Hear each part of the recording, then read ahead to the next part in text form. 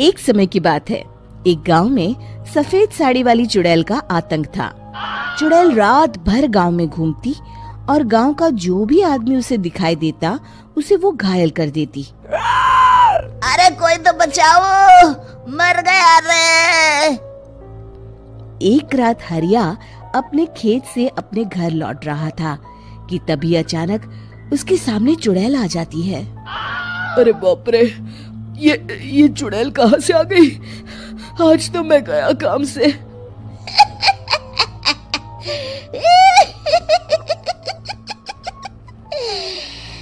आज मुझे मेरा शिकार मिल गया। अरे चुड़ैल दीदी, मुझे छोड़ दो। जैसे ही चुड़ैल हरिया की तरफ बढ़ती है, हरिया वहाँ से भाग जाता है और अपने घर के दरवाजे पे पहुँचता है। अरे भगवान, जल्दी से दरवाजा खोलो, मेरे पीछे चुड़ैल पड़ी है। हरिया की पत्नी जल्दी से दरवाजा खोल देती है। अरे आप इतना हाफ क्यों रहे हैं? अरे मेरे पीछे चुड़ैल पड़ी है, आज तो मैं बाल बाल बच गया। जल्दी से सभी दरवाजे और सभी खिड़कियों को बंद करके बत्ती बुझा दो। तभी चुड़ैल हरिया के घर के पास पहुंच जाती है। अरे वो आदमी कहाँ गायब हो गया? मैं भी देखती हूँ आखिर कब तक बचेगा। मैं अपने शिकार को इतनी आसानी से नहीं छोड़ती। इतना कहकर चुड़ैल वहाँ से चली जाती है। वहीं दूसरी तरफ हरिया और उसकी पत्नी दोनों अपने घर की खिड़की से ये सब देख रहे होते हैं। अरे बाप रे, ये तो बड़ी डरावनी चुड़ैल थी।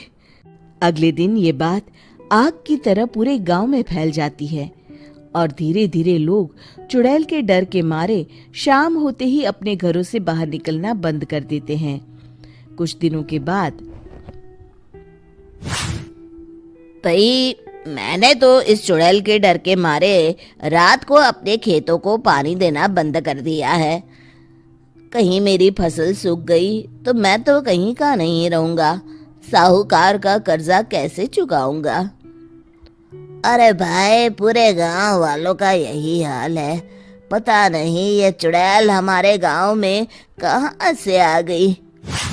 फिर एक दिन गांव के पास वाली नदी के किनारे एक बहुत बड़े तांत्रिक के आने की बात कुछ गांव वालों को पता चलती है।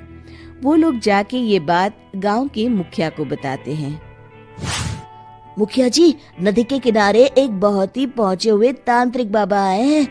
हमें उनसे मदद मांगनी चाहिए। मैंने सुना है वो बड़े बड़े भूतों और चुड़ैलों को अपने वश में कर लेते हैं। मुखिया जी सभी गांव वालों को लेकर उस तांत्रिक के पास पहुंच जाते हैं। ओम फट स्वाहा, ओम फट स्वाहा। तभी तांत्रिक अपनी बंद आंखों को खोलकर कहता है, क्या बात है? तुम सब लोग यहाँ क्यों आए हो? मुखिया जी उस तांत्रिक को सारी बात बता देते हैं। अच्छा, तो ये बात है। और तांत्रिक अपनी आंखों को बंद कर लेता है। मैं देख रहा हूँ तुम्हारे पूर्वजों ने बहुत पाप किए थे, जिससे ये गांव अब श्रापित हो चुका है। उसी के फल स्वरूप तुम्हारे गांव में चुड़ैल आई है।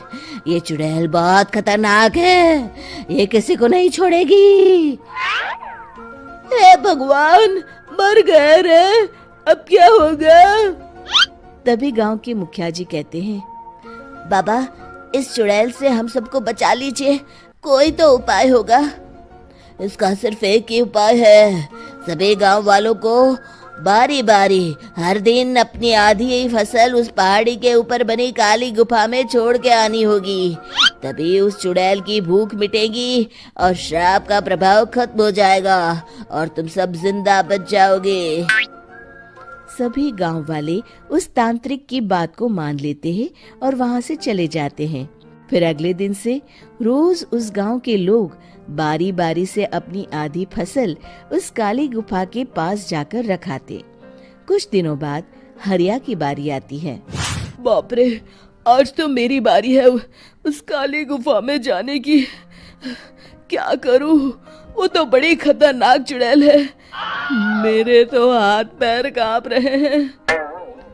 फिर हरिया डरते डरते अनाज की बोरियां अपनी बैलगाड़ी में लाद देता है। तभी हरिया की पत्नी उससे कहती है, देखो जी, संभल के जाना और किसी भी हालत में शाम होने से पहले वापस आ जाना। उस चुड़ैल का कोई भरोसा नहीं है जी। हरिया बैलगाड़ी में बैठते हुए कहता है, भगवान, मैं क्या वापस आऊंगा? लगता है अब तो मेरी खबर ही आएगी। इतना कहकर हरिया वहां से चला जाता है। रास्ते में जंगल से गुजरते हुए हरिया की बैलगाड़ी का एक चक्का बड़े गड्ढे में फंस जाता है। हे भगवान, अब ये क्या मुसीबत है? हरिया नीचे उतर के पूरी ताकत से अपनी बैलगाड़ी को गड्ढे से निकालने की कोशिश करता है। बहुत देर मेहनत करने के बाद हरिया की बैलगाड़ी उस गड्ढे से बाहर निकल जाती है। हे भगवान, अब तो शाम होने वाली है। आज तो मैं गया काम से। जैसे तैसे हरिया काली गुफा में पहुंच जाता है। अरे मर गया रे, यहाँ तो चारों तरफ डरावना माहौल है। मैंने यहाँ आने में बहुत देर कर दी, कहीं चुड़ैल नाराज ना हो जाए। हरिया अनाज की बोरिया वहां रख के जैसे ही जाने लगता है, तभी उसे किसी के आने की आवाज सुनाई देती है। हरिया एक कोने में छुपकर अंदर देखने लगता है। चुड़ैल वहां आती है और फिर अपने चेहरे से नकली चुड़ैल का मुखौटा निकाल देती है। हरिया ये देख के हक्का बक्का रह जाता है। तभी चुड़ैल कहती है, भैया यहाँ आना। आज तो बहुत अनाज आया है, इसे मिलाकर अब हमारे पास ढेर सारा अनाज जमा हो गया है। कल ही हम इसे शहर में बेच आएंगे और माला माल हो जाएंगे। तभी अंदर से नदी के किनारे वाला तांत्रिक बाहर आता है। अरे, ये तो तांत्रिक बाबा है। हाँ, अब तो हम दोनों की जिंदगी मजे में कटेगी। गांव वालों को बेवकूफ बनाना इतना भी मुश्किल नहीं था। लोग तो तुम्हें सच में असली चुड़ैल समझते हैं। हाँ, तुमने सही कहा। अब ये गांव वाले चुड़ैल के डर से जिंदगी भर इस काली गुफा में अनाज पहुंचाते रहेंगे। अच्छा, तो ये बात है। ये दोनों पूरे गांव वालों को बेवकूफ बना रहे हैं। अभी जाकर सबको बताता हूँ। हरिया उन दोनों की पूरी बातें सुन लेता है और जल्दी से वापस गांव में आता है। गांव वालों को पूरी बात बता देता है। इससे पहले वो दोनों हमारा अनाज लेकर शहर जाए, हमें उन दोनों को पकड़ना होगा।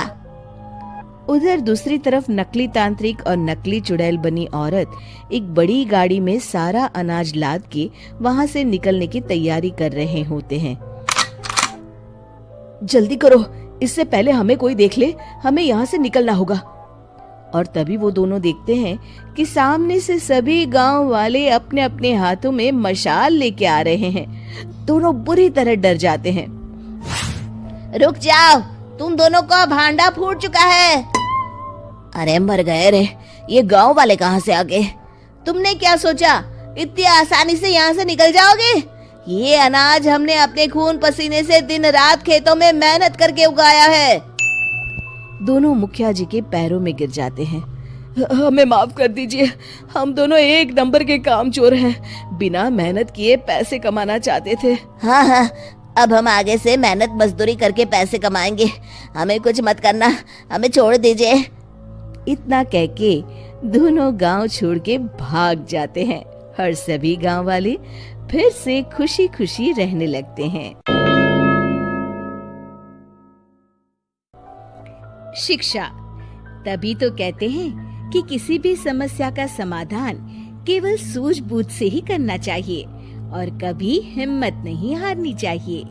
दोस्तों, हमें उम्मीद है कि आपको हमारी ये कहानी पसंद आई होगी। कृपया हमारे चैनल को सब्सक्राइब करें और सभी अपडेट्स के लिए बेल आइकन जरूर दबाएं। और हाँ, वीडियो लाइक और शेयर करना मत भूलिएगा। Bye bye.